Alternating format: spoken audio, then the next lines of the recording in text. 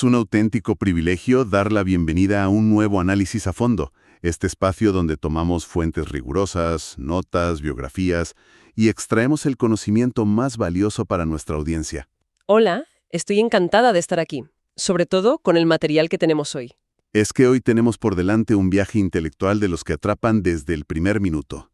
Vamos a adentrarnos de lleno en la vida y la mente de Hans Küng. Indiscutiblemente uno de los pensadores más provocadores e influyentes de todo el siglo XX. Totalmente. Y para quien no conozca su figura, hablamos de un sacerdote católico que, de manera asombrosa, se acabó convirtiendo en el crítico más feroz y famoso del Vaticano. Y operando directamente desde sus propias entrañas, que es lo más impactante. Exacto. Toda nuestra conversación de hoy se basa en extractos de la obra biográfica de la serie sobre los creadores de la mente teológica moderna, concretamente el volumen sobre Hans Küng. Un libro interesantísimo, por cierto. Sí. Y la misión de esta inmersión es verdaderamente apasionante. Queremos entender cómo una mente tan brillante logra hacer equilibrios casi imposibles. Entre la lealtad a una institución milenaria y la búsqueda incesante de la verdad, en un mundo moderno y muy secularizado. Vale, vamos a desgranar esto porque la historia empieza en un entorno que parece definirlo todo desde el minuto uno. Lo fascinante aquí es que no estamos ante un simple debate teológico confinado a los pesados muros de un seminario antiguo. Para nada. Lo que vamos a examinar a través de la figura de Küng es un choque universal, una tensión que reverbera en cualquier época y en cualquier gran organización. Esa fricción entre... La inmensa fricción entre la autoridad institucional absoluta y el ejercicio inquebrantable del pensamiento crítico. Claro, es que es un tema súper actual. Desde luego. Y para comprender verdaderamente a este hombre, hay que entender sus cimientos. Él nace en 1928 en Surse. Un pequeño pueblo precioso muy cerca de Lucerna, en Suiza. Y este detalle geográfico no es en absoluto menor. Crecer en la cuna de la democracia occidental, en un país que abandera históricamente la libertad política y religiosa, pues le imprime un carácter innegable en su forma de ver el mundo. Viene además de una familia de clase media, comerciantes dedicados al negocio de los zapatos durante un par de generaciones. Sí, gente pragmática, es decir, hablamos de una familia trabajadora, con los pies en la tierra. Sus padres lo introducen en la fe católica, con devoción, sí, pero sin esa asfixia dogmática que a veces caracteriza a los entornos tan cerrados. Y fíjate que esas raíces suizas le proporcionaron un sistema de apoyo vital tremendo a lo largo de su vida. Es que resulta increíble pensar que, décadas más tarde, cuando Küng se encuentra en el punto más crítico de su guerra abierta con Roma, recibe un respaldo masivo. 20.000 firmas. Exacto. 20.000 firmas de ciudadanos de la región de Lucerna apoyándolo. Nos demuestra que nunca fue un teólogo aislado en una torre de marfil. Tenía a una comunidad real y tangible respaldando su libertad de conciencia. Y esa conexión inquebrantable con la realidad cotidiana se forjó también de manera muy temprana en su educación. Ajá. Cuando llega a la edad de ir al instituto, la familia lo traslada a la ciudad de Lucerna, donde se matricula en una escuela latina mixta. Que para la Europa de aquella época era bastante rompedor. Totalmente. Significaba una exposición diaria, natural y constante a compañeros protestantes, judíos y de otras procedencias. Claro, esa interacción en el día a día desmanteló desde el principio cualquier cerrazón sectaria que pudiera haber desarrollado. Además, su avidez intelectual era fuera de lo común. Hay que tener en cuenta que Küng llegó a dominar 8 idiomas, además de su alemán nativo. 8 idiomas. Se dice pronto. Adquirió un bagaje cultural enorme. Devoraba a los clásicos griegos, se familiarizó profundamente con el arte y la literatura que, en el fondo, moldean el espíritu del ser humano moderno. Y por eso resulta tan chocante que, con todo ese bagaje de libertad, cosmopolitismo y pensamiento abierto, a los 20 años tome una decisión que parece ir exactamente en la dirección opuesta. El viaje a Roma. En 1948 decide, de forma completamente voluntaria y consciente, dirigirse al epicentro absoluto del dogma. Y no a cualquier sitio. No. Al colegio alemán sometiéndose a la disciplina militar de la Orden de los Jesuitas para matricularse en la prestigiosa Pontificia Universidad Gregoriana. Hay que imaginarse el contraste brutal. Un joven suizo, deportista, de ojos azules, que adoraba esquiar en los Alpes y nadar. Inmerso de repente en la solemnidad apabullante y rígida del Vaticano. ¿Qué panorama se encontró exactamente al llegar allí? Pues llega en un momento histórico que no se volvería a repetir. Era el año santo de 1950. Madre mía. En la cima absoluta de su poder, influencia y prestigio mundial. Cientos de miles de peregrinos inundaban las calles de Roma en procesiones interminables. Y a nivel teológico también pasaban cosas enormes. Ese mismo año, Pío XII proclamó solemnemente el dogma de la Asunción de María, y lo hizo, detalle crucial para nuestra historia, mediante un pronunciamiento ex cátedra. Es decir, por decreto papal infalible. Exacto, sin la más mínima necesidad de convocar un concilio o de consultar a los obispos de todo el mundo. Era una demostración de autoridad vertical incontestable, pura y dura. Y el joven Kuhn, lejos de rebelarse o escandalizarse en ese momento, acepta todo esto como un estudiante súper dócil y aplicado. Se sumerge a fondo en los ejercicios espirituales de Ignacio de Loyola, asimilando principios como la indiferencia activa. Que básicamente significa estar en el mundo sirviendo a un propósito mayor sin dejarse corromper por las ambiciones superficiales de poder o dinero. Y aquí es donde se pone realmente interesante. A ver. Porque mientras marchaba obedientemente en esas procesiones del Año Santo y memorizaba los dogmas más antiguos de la Iglesia, su mente empezaba a explorar territorios intelectuales considerados, pues, casi prohibidos en las aulas de la Gregoriana. Las lecturas clandestinas, digamos. Sí, para su tesis de licenciatura en filosofía, en lugar de elegir a un pensador católico tradicional y seguro, decide investigar a Jean-Paul Sartre, el famoso existencialista ateo. Telita. Y la cosa no se detuvo ahí. Empezó a estudiar a fondo a Karl Marx, a Friedrich Nietzsche y a Sigmund Freud. Claro. Lejos de verlos como enemigos a los que la Iglesia debía destruir, Kuhn los consideraba verdaderos profetas de la cultura occidental. ¡Qué visión tan adelantada! Sentía que estos pensadores, a pesar de su ateísmo, enseñaban un realismo que la religión necesitaba desesperadamente. Pero aquí me surge una duda. ¿Cómo justificaba un seminarista en la Roma de los años 50 esta inmersión en el ateísmo moderno? Pues mira, el propósito de Kuhn al leer a Sartre o a Marx no era ni mucho menos dinamitar su propia fe. Lo que buscaba era una salida de emergencia frente a la teología que le estaban enseñando. Ya, el famoso tomismo. Exacto. En aquel momento, Roma estaba dominada por lo que se llama el tomismo medieval. Para entenderlo de forma sencilla para quien nos escucha, el tomismo en esa época funcionaba como un manual de instrucciones filosófico intocable. Muy rígido. Un sistema cerrado y abstracto, lleno de silogismos, que explicaba a Dios de forma casi matemática, pero que estaba completamente desconectado del sufrimiento humano. Y Kuhn quería cambiar eso por lo que él denominaba un realismo bíblico, ¿no? Eso es. Se dio cuenta de que si la Iglesia quería tener alguna relevancia en el siglo XX, necesitaba construir una base intelectual capaz de dialogar de tú a tú con el mundo real. Con las dudas existenciales de la posguerra y con los conflictos sociales. En lugar de limitarse a complacer a los académicos encerrados en los palacios del Vaticano.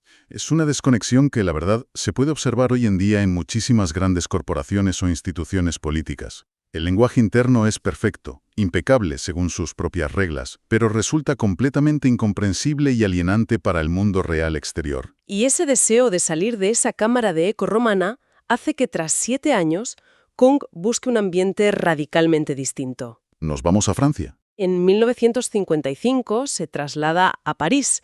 Llega al Instituto Católico de París y a la Universidad de la Sorbona. Que debió ser un contraste brutal. Según sus propios escritos, la sensación que experimentó fue de un alivio monumental, como si por fin pudiera respirar. Y ese alivio, lógicamente, se tradujo en una explosión intelectual.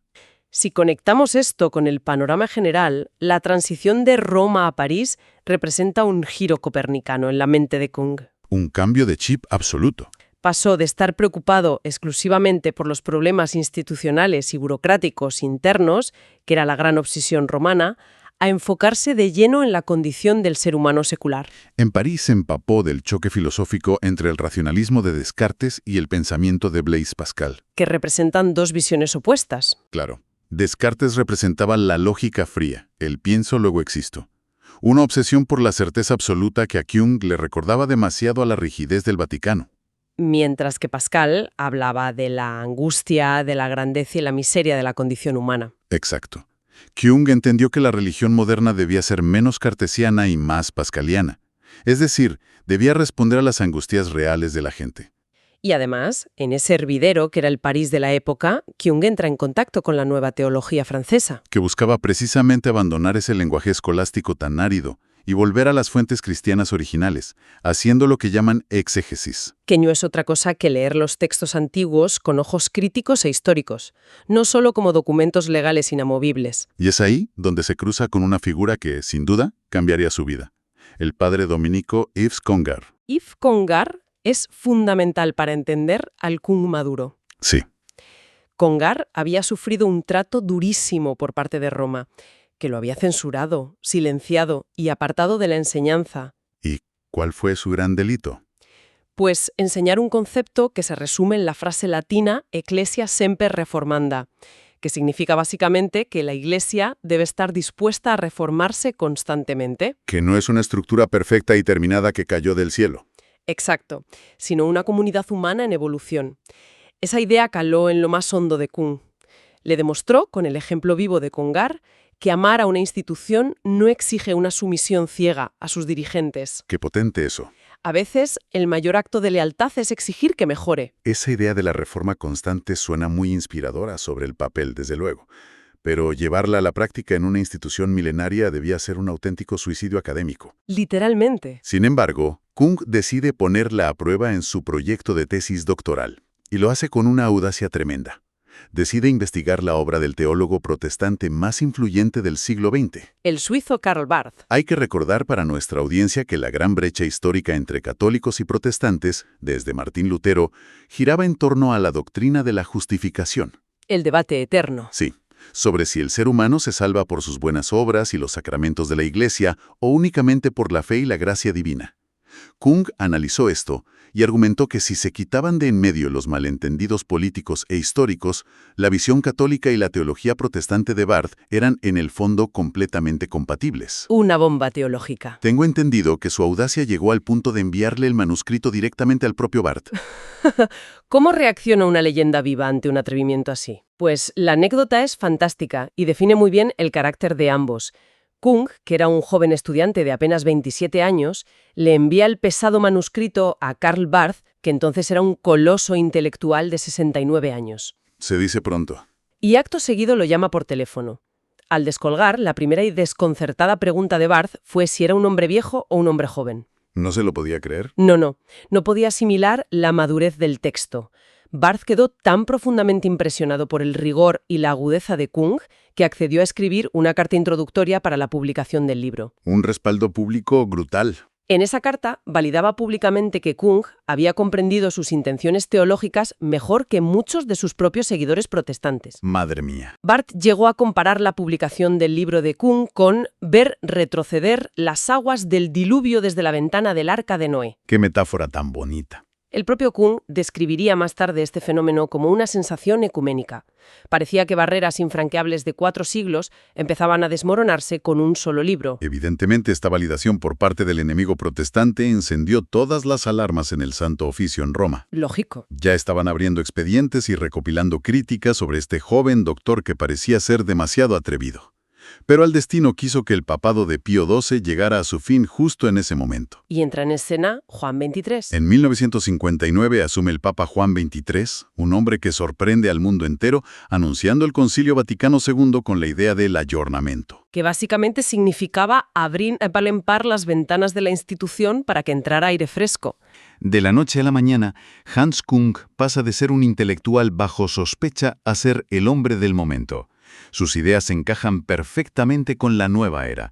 Es nombrado profesor en la prestigiosa Universidad de Tubinga, en Alemania. Y asiste al concilio como el asesor teológico más joven, brillante y elocuente. Es durante este periodo de principios de los 60 cuando Kung experimenta una fama mundial sin precedentes para un erudito académico.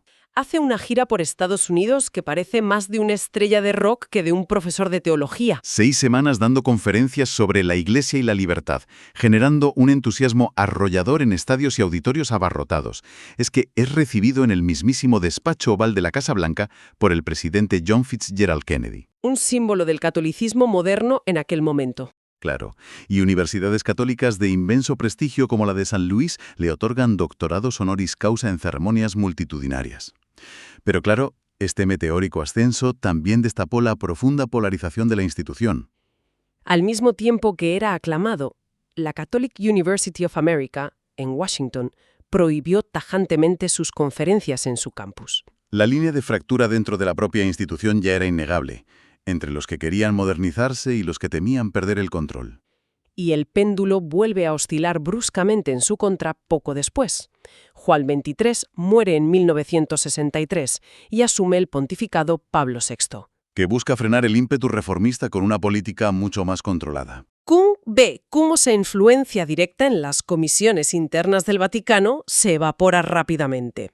Es llamado al orden por su libro Estructuras de la Iglesia, donde se atrevía a cuestionar un pilar del poder romano: El supuesto derecho divino y exclusivo del Papa a presidir los concilios.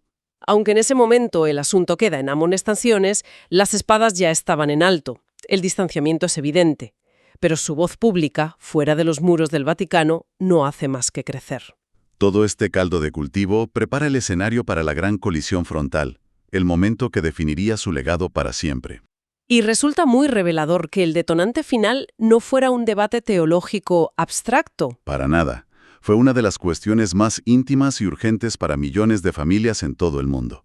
El control de la natalidad. En 1968, el Papa Pablo VI publica la encíclica Humanae Vitae, donde reafirma la prohibición absoluta del control de la natalidad artificial. Como el uso de la píldora anticonceptiva. Para Jung y muchos otros, esta decisión ignoraba las recomendaciones científicas, sociológicas e incluso de la propia Comisión de Expertos del Vaticano. Pero lo más grave era el motivo de fondo.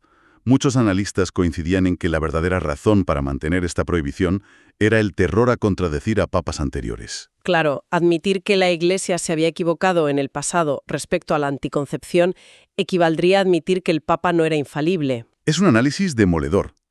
Frente a esto, Kuhn decide que no basta con criticar la encíclica sobre la píldora. Decide atacar directamente la raíz arquitectónica que sostiene todo el edificio. Si el problema es la obsesión por no parecer falibles, ¿hay que dinamitar la idea misma de la infalibilidad? Y ejecuta un golpe maestro de la edición histórica y del simbolismo. El 18 de julio de 1970, coincidiendo exactamente con el primer centenario de la promulgación original del dogma de la infalibilidad papal. En el Concilio Vaticano I de 1870. Kuhn publica su libro más explosivo. El título es una declaración de guerra intelectual. Infalible. Una pregunta. Me imagino que las réplicas de ese seísmo se sintieron en cada rincón de Roma. Fue un terremoto absoluto. Las consecuencias de ese libro desataron una cacería académica e institucional sin cuartel. Jung había tocado el nervio más expuesto y sensible de toda la estructura de poder eclesiástica. Lógico que hubiera represalias. El nivel de polarización fue tal que antiguos aliados y amigos le dieron la espalda. Karl Rahner, otro gigante de la teología y un hombre inmensamente respetado con quien Jung había colaborado, lo denunció públicamente. Utilizando los términos más duros posibles para aquel entorno, tachándolo despectivamente de protestante liberal. Durante toda la década de los 70 se sucedieron los interrogatorios, los expedientes secretos, las amenazas de excomunión y debates muy amargos. El desgaste fue inmenso. Hasta que llegó la decisión final. En diciembre de 1979, el Vaticano, bajo el nuevo papado de Juan Pablo II, tomó la decisión extrema. Le retiraron formalmente a Hans Küng su licencia oficial para enseñar teología católica. A ojos de Roma ya no podía hablar en nombre de la Iglesia. Fin de la historia oficial para él, al menos desde dentro. Pero lo verdaderamente fascinante de este castigo es que produjo el efecto contrario. Perder el aval del Vaticano no lo hundió en el ostracismo para nada, lo catapultó. Totalmente. Conservó su cátedra en la Universidad de Tubinga gracias a su contrato secular con el Estado alemán y su producción intelectual floreció de una forma espectacular. De hecho, en 1974, mientras ya estaba en el ojo del huracán, había publicado un libro monumental de cientos de páginas titulado Ser cristiano. Un éxito sin precedentes. Ocurrió algo insólito para un tomo tan denso de teología. El libro se mantuvo durante 37 semanas ininterrumpidas en el número 1 de la lista de los más vendidos de la revista secular Der Spiegel. Es que atrapó la imaginación de profesionales, científicos y personas de a pie que llevaban décadas sin pisar una iglesia. ¿Cómo se explica este fenómeno? ¿Cómo logró un teólogo académico envuelto en disputas vaticanas conectar de esa manera tan profunda con el público general secular? La clave de ese éxito arrollador radica en una evolución fundamental de su lenguaje. Kung realizó lo que en el ámbito académico se denomina el paso hacia una cristología funcional. Suena un poco complejo. Suena complejo, sí, pero la idea es brillante. Se dio cuenta de que la cristología ontológica tradicional, Es decir, intentar explicar la física o la naturaleza técnica de la divinidad utilizando conceptos abstractos de la antigua Grecia. exacto, se dio cuenta de que eso no significaba absolutamente nada para el lector moderno, así que cambió el vocabulario. Empezó a describir la figura de Jesús utilizando conceptos dinámicos y contemporáneos. Lo llamó el abogado del ser humano. O el representante o el delegado de Dios frente a la humanidad. No estaba negando los dogmas clásicos, pero al usar términos funcionales, centrados en el rol práctico y ético de la figura histórica, acercó el mensaje a la realidad tangible de la gente de la calle. Ese enfoque práctico es lo que él llamaba ortopraxia frente a ortodoxia, ¿verdad? Es un concepto muy interesante. Esto plantea una pregunta importante para entender su legado, porque básicamente la ortodoxia es la obsesión por tener la creencia correcta. Por recitar el dogma o la regla con las palabras exactas dictadas por la burocracia. La ortopraxia, en cambio, es la acción correcta.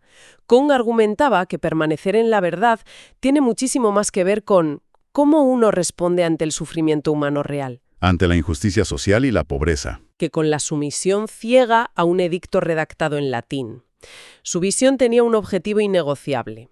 El contacto con la espiritualidad jamás debía exigir a las personas sacrificar su racionalidad científica, ni renunciar a su libertad intelectual. O, lo que es peor, perder su humanidad básica para encajar en un molde institucional. Y ese es, en definitiva, el gran legado práctico de Hans Küng.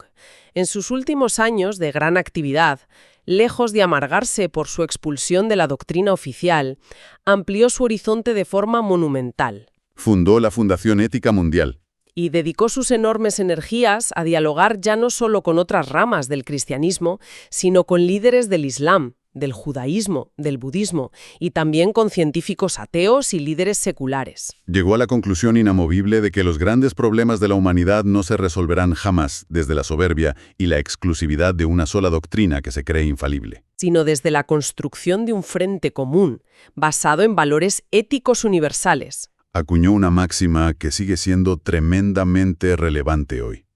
No habrá paz entre las naciones si no hay paz entre las religiones. Y no habrá paz entre las religiones si no hay un diálogo honesto y autocrítico entre ellas. Es un arco narrativo verdaderamente épico. Si miramos hacia atrás, empezamos con ese joven estudiante suizo, dócil, obediente, asombrado por la majestuosidad de Roma en 1950. Absorbiendo las reglas, sin hacer preguntas. Y terminamos contemplando a un brillante gladiador intelectual. Un hombre que no tuvo el más mínimo miedo de enfrentarse a la jerarquía más antigua, cerrada y poderosa de Occidente. Y no lo hizo por un mero afán de rebeldía o destrucción, sino para defender ferozmente la libertad de pensamiento y garantizar que la búsqueda de sentido siguiera siendo compatible con la era científica y secular. Entonces, ¿qué significa todo esto para quien nos escucha hoy? El valor universal de esta inmersión profunda trasciende ampliamente los pasillos del Vaticano. O los debates teológicos puros. No hace falta tener el más mínimo interés en la religión para extraer lecciones vitales de la trayectoria de Küng. Se trata de un caso de estudio magistral sobre la resiliencia del pensamiento crítico frente al pensamiento de grupo. Especialmente en una época como la nuestra, saturada de información, dominada por algoritmos y por corporaciones o ecosistemas políticos que exigen lealtad ciega. Y que castigan la disidencia. La figura de King nos recuerda el inmenso valor de la resistencia frente al poder absoluto.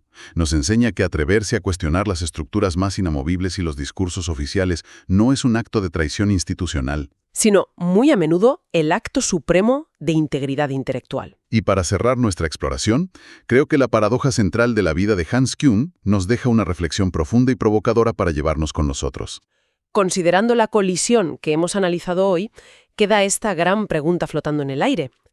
Si la supervivencia, el prestigio y la autoridad de una inmensa institución se basan en la premisa inflexible de que nunca, bajo ninguna circunstancia, puede equivocarse, ¿qué mecanismos reales le quedan para corregir el rumbo cuando la historia, la evidencia científica o el simple y llano sufrimiento humano demuestran, a la vista de todos, que efectivamente lo ha hecho?